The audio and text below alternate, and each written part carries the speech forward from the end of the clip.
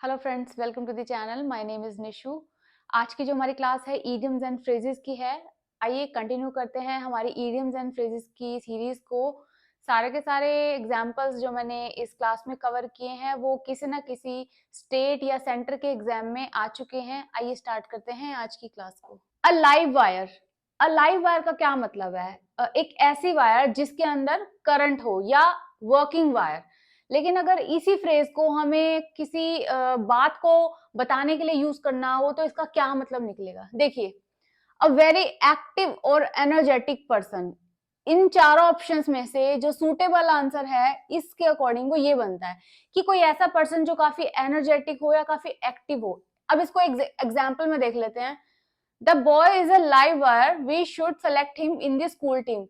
सोचिए किसी बच्चे ने या किसी स्टूडेंट ने ऑडिशन दिया किसी टीम में सेलेक्ट होने के लिए, तो उसके लिए ये बात कही जा रही है कि इसको सेलेक्ट कर लेना चाहिए कि वो काफी एनर्जेटिक है पर्सन, या जो भी स्टूडेंट है वो काफी एनर्जेटिक है, तो वो काफी बेनिफिशियल रहेगा टीम के लिए। तो ऐसे हम इसको एक एग्जाम्पल में यूज कर सकते हैं। चलिए नेक्स्ट देखते हैं। Sit on the fence. See, fence का क्या मतलब है? फेंस का मतलब होता है रेलिंग या बैठने की जगह। तो अब इसका मतलब क्या बनता है? बताइए कौन सा ऑप्शन आएगा? Avoid making a decision. क्या मतलब है इसका? कि आराम से बैठ जाना। फेंस पे हम क्या करते हैं? आराम से बैठते हैं, कुछ काम तो नहीं कर रहे होते। अब इसका मिलता जुलता क्या मतलब है कि आराम से बैठ जाना, कोई डिसीजन ना लेना, कोई भी किसी चीज में पार्टिसिपेट ना करना। अब एक एग्जाम्पल देखते हैं। You can not sit on the fence, you have to decide whose side you are on. तुम बैठ नहीं सकते हो ऐसे ही, तुम्हें डिसाइड करना होगा कि तुम किसकी साइड में हो। दो ग्रुप में कोई एक जना फंसा हुआ है और उसे एक ग्रुप चूज करना है, तो उसको बोला जा रहा है कि you can not sit on the fence, you have to decide कि तुम कौन सी टीम में हो या कौन सी साइड पे हो। ऐसे इसको यूज कर सकते हैं। चलिए एक और देखते हैं। Fair and square. सी, इसका तो मतलब पढ़ के ही पता चल रहा है। फेयर एंड स्क्वायर मींस कि उसमें कोई चीटिंग नहीं हुई या बाय द रूल्स कोई चीज हुई है। सी, ये इसका ऑप्शन बनता है। According to the rules she won the election fair and square. मतलब किसी ने अगर कोई इलेक्शन में पार्टिसिपेट किया तो वो सीधे सीधे जीत गई। मतलब ना तो कोई चीटिंग हुई ना कोई और परेशानी हुई। मतलब बेसिकली कंप्लीट फेयर गेम था जिसमें उसने पार्टिसिपेट किया था। चलिए एक और एग्जांपल देखते हैं। ये सारे के सारे जितने भी मैंने कवर किए हैं इस क्लास में एग्जाम्पल्स, वो सब एग्जाम में आए हुए हैं। मतलब प्रीवियस ईयर के अगर आप क्वेश्चन सॉल्व करोगे तो आपको ये सब देखने को मिलेगा। चलिए नेक्स्ट देखते हैं। A bad egg. देखिए पढ़ के ही पता चल रहा है, लेकिन एग्जैक्टली मतलब क्या निकाले इसका? बताइए कौन सा ऑप्शन आएगा? Someone who is dishonest and unreliable. जो डिसऑनेस्ट है और रिलायबल नहीं है, मतलब या तो उस पर भरोसा भी नहीं किया जा सकता, और जो झूठा भी है मतलब वो सच्चा इंसान भी नहीं है, उसके लिए हम अ बैड एग यूज कर सकते हैं। अब इसको अगर पूरा किसी सेंटेंस में फ्रेम करना हो तो हम कैसे करेंगे? देखिए, there is no bad egg in our group. मतलब अगर 5 या 6 या 10 लोगों का ग्रुप है, फ्रेंड्स हैं, तो उनमें से कोई एक बोल रहा है कि हमारे ग्रुप में कोई बैड एग नहीं है, मतलब हमारे पूरे ग्रुप में कोई भी गलत इंसान या कोई डिसऑनेस्ट पर्सन या हमारा फ्रेंड नहीं है। ऐसे हम इसको यूज कर सकते हैं। एक और देखते हैं। Tide someone over. सी, इसका आंसर तो ये बनेगा वैसे, ये give temporary help usually financially. लेकिन हम मैंने इसका कैसे तरीका निकाला है याद करने का। देखिए टाइड क्या होता है? समुद्र में आते हैं टाइड्स, ठीक है। टाइड्स का मतलब बहुत फ्रीक्वेंट एक फास्ट जो वेव आती है उसे टाइड कहा जाता है। अब देखिए टाइड समवन ओवर। ओवर का मतलब क्या होता है? किसी चीज को पार लगाना या फिर उस चीज को खत्म कर देना। मतलब किसी की फाइनेंशियल परेशानी को सॉल्व करना। इस तरीके से मैंने इसका कुछ एक वे आउट निकाला कि हम इसे लर्न कर सके या याद रख सकें। एक और देखते हैं। टू पे लिप सर्विस। क्या मतलब है इसका? To be insincere. मतलब सिर्फ बोलना, सिर्फ कहना या बातें करना, लेकिन एक्चुअल काम ना करना, या फिर सिर्फ बातों में ही प्रोमिस कर देना बट उनको फुलफिल ना करना। अब एक एग्जांपल देखो। Politicians pay lip service against corruption but they don't take any significant steps. जो पॉलिटिशियंस होते हैं वो सिर्फ बातें करते हैं कि करप्शन को खत्म कर देंगे, लेकिन एक्चुअल में वो कोई ऐसा स्टेप नहीं लेते या ऐसी कोई पॉलिसी इंप्लीमेंट नहीं करते जिससे ये प्रॉब्लम सॉल्व हो सके। तो मतलब ये है कि सिर्फ लिप सर्विस से हम क्या समझ सकते हैं कि वो सिर्फ बातें करते हैं, एक्चुअल में उसके लिए कोई एफर्ट नहीं करते। तो ऐसा अगर आप कोई ये फ्रेज देखते हैं तो इसका नियर बाय यही मीनिंग निकलेगा। देखिए एक और, to get the ball rolling, क्या मतलब है इसका? देखिए पहले तो आप ये देखिए कि चार ऑप्शन में से सूटेबल ऑप्शन कौन सा आ जाता है। टू बिगिन अ प्रोसेस, मतलब कोई ऐसा पर्सन या कोई इनिशिएट ना ले, कुछ भी स्टार्ट ना करे खुद से, बल्कि वेट करे दूसरों का कि वो ही इनिशिएट कर दे या वो ही स्टार्ट कर दे। अब एग्जाम्पल देखो, Anu is shy so she waits for her friends to get the ball rolling, मतलब कोई लड़की है अनु ग्रुप में, तो वो कुछ इनिशिएट नहीं लेती किसी भी चीज का, तो मतलब वो वेट करते हैं कि कोई और ही आके उसका काम कर दे, या वो खुद इतनी एक्टिव नहीं है। इस टाइप से ये जो फ्रेज है यूज हो सकता है। ये एसएससी में आया हुआ है आई थिंक। आइए नेक्स्ट एग्जांपल देखते हैं। थ्रू थिक एंड थिन, क्या मतलब है इसका?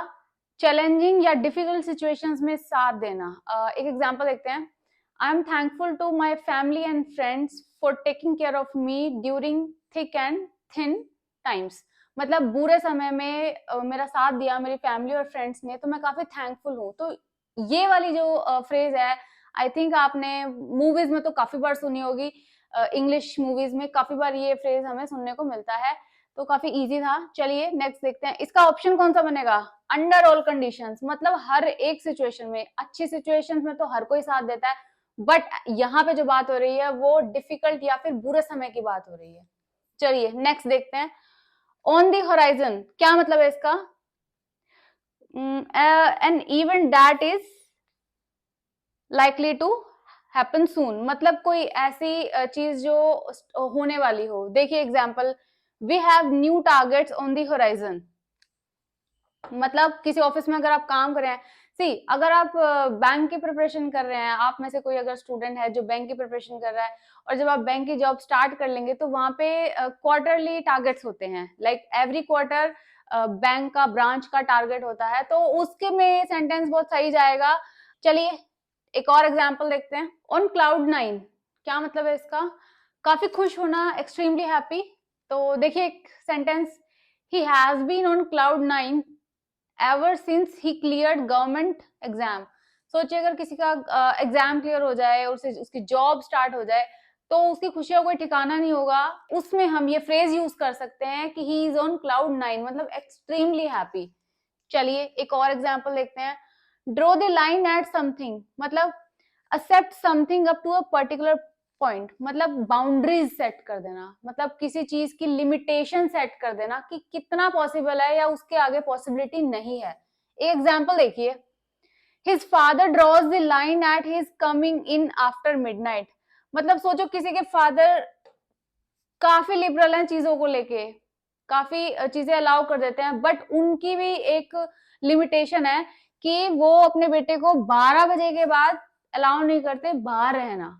तो उसमें ये जो फ्रेज है वो सही जाएगा, draw the line at something, मतलब एक लिमिट सेट कर देना कि यहाँ तक अलाउड है, इसके आगे अलाउड नहीं है। काफी सारी चीजों को लेके हो सकता है ये। तो एक और एग्जाम्पल देखते हैं। A fish out of water, क्या मतलब है इसका? ऑप्शंस देखिए। Feel uncomfortable in unfamiliar surroundings, मतलब है इसका कि ऐसी सिचुएशन में होना जो हमारे अकॉर्डिंग ना हो, या फिर हम किसी सिचुएशन में कंफर्टेबल ना हो।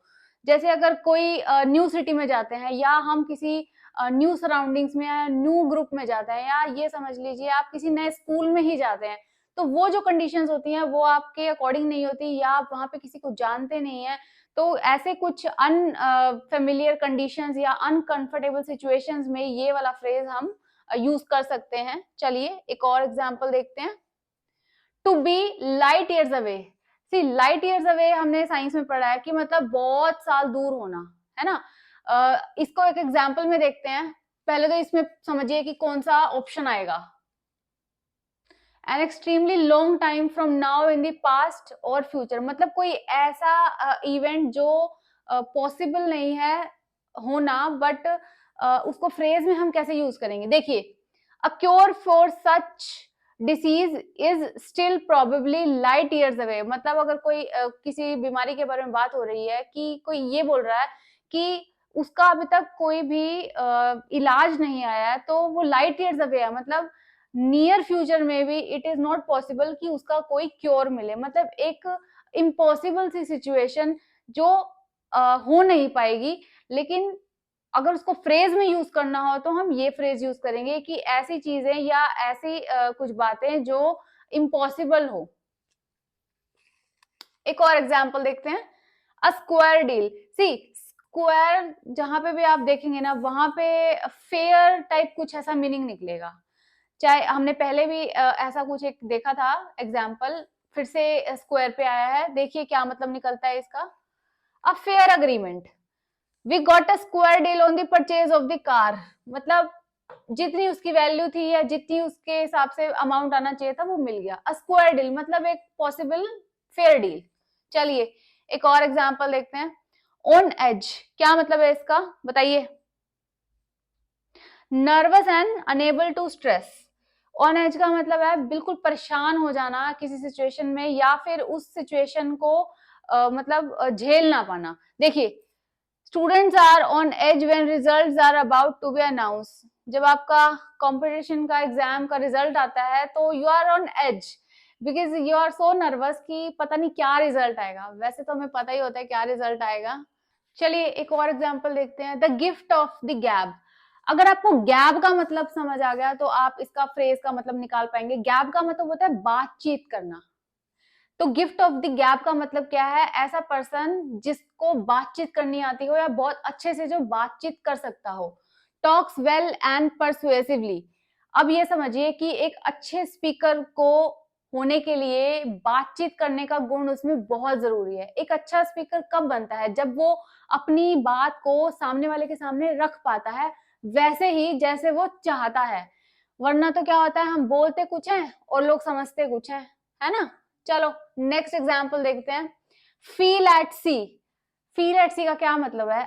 अगर आप इसका एक रैंडम मतलब निकाल ले तो मतलब अगर आप समुद्र के बीच में खड़े हैं तो आपको क्या फील होगा? मतलब आप खो गए हैं, तो मतलब पजल हो गए हैं। इसका मतलब ये है पजल रहना।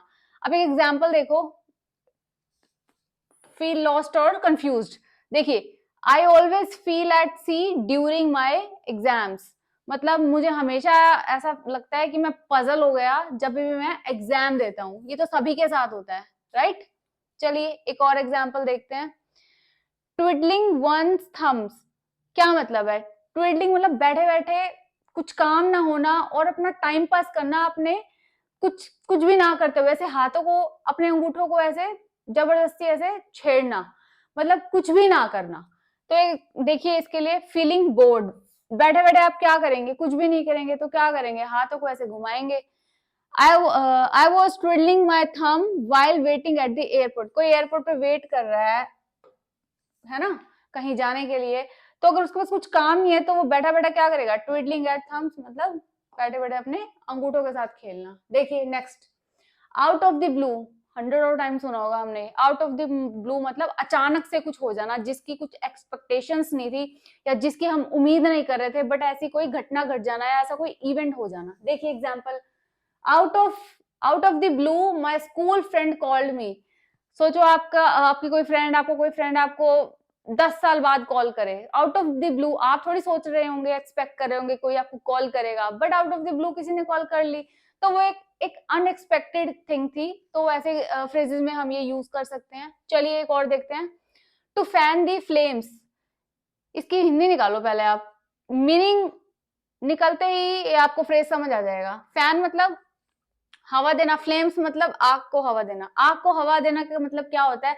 किसी छोटी बात को बड़ा कर देना या फिर किसी ऑलरेडी प्रॉब्लम को और बड़ा बना देना। मतलब आग में घी डाल देना, है ना? हिंदी में तो हम ऐसे बोल सकते हैं, आग में घी डाल देना या फिर आग को हवा देना। अगर आग को हवा देंगे तो क्या होगा? आग और बढ़ जाएगी। देखिए क्या बनता है इसका, to make a bad situation verse.